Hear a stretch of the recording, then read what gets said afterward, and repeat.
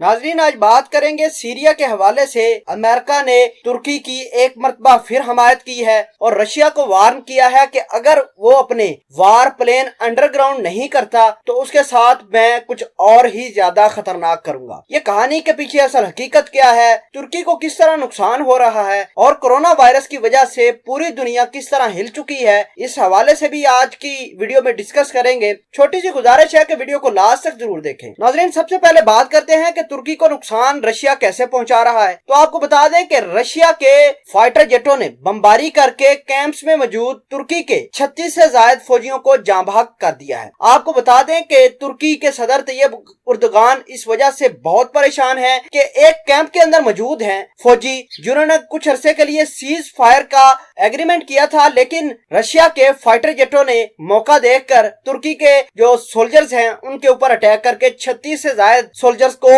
शहीद किया है। नाज़रीन, अब आपको बताते हैं कि अमेरिका ने रशिया को किस तरह वार्न किया है। एक तो पहली ये बात कही है कि अमेरिका तुर्की को अपना पैट्रियट मिसाइल सिस्टम दे देगा ताकि जितने भी रशिया के जहाज सीरिया के अंदर मौजूद हैं उनको अपने मुल्क के अंदर बैठकर टारगेट कर सकेगा। ये बहुत खतरनाक बात है और पैट्रियट मिसाइल सिस्टम की डिलीवरी बहुत जल्द तुर्की को होने वाली है। आपको बता दें कि 12 मरतबा तुर्की के जहाज तैयब उर्दगान की आर्मी को निशाना बनाते हैं। अब अमेरिका ने ये कहा है वो रशिया की किसी किस्म की बात नहीं सुनेगा, सीधी सादी वो सपोर्ट करेगा तैयब उर्दगान की। और साथ ही अमेरिका ने ये कहा है कि रशिया के लिए बहुत बेहतर होगा कि वो अपने जितने भी फाइटर जेट हैं जो सीरिया के अंदर मौजूद हैं उनको अंडरग्राउंड कर दे। अगर नहीं करता तो अमेरिका भी अपने अलाय जो कि नेटो का अलाय है तुर्की, उसको अकेला नहीं छोड़ेगा, उसको टेक्नोलॉजी देगा ताकि रशिया के सारे जहाज को दड़ब तख्ता कर दें। अमेरिकी सदर का यह मानना है कि हम अपने नेटो के अलाय तुर्की को अकेला नहीं छोड़ सकते। और जो रिसेंट काम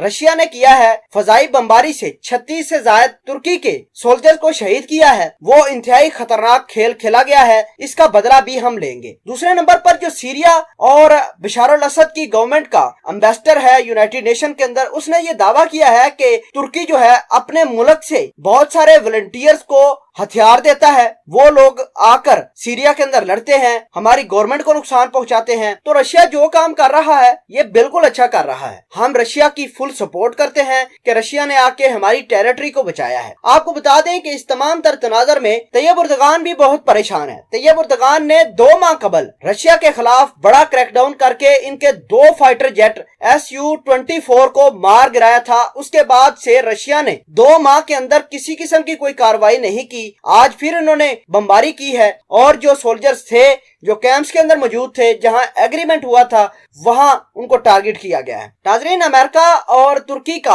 आपस में दोबारा गठजोड़ बन रहा है। उम्मीद ये जाहिर करते हैं कि अगर कोरोना वायरस खत्म होता है जल्द ही तो पैट्रियट मिसाइल सिस्टम की बहुत जल्द डिलीवरी तुर्की को हो जाएगी और तुर्की अपने घर में बैठकर रशिया के जितने भी जहाज हैं जो लड़ रहे हैं सीरिया के अंदर उनको आराम से टारगेट बना पाएगा।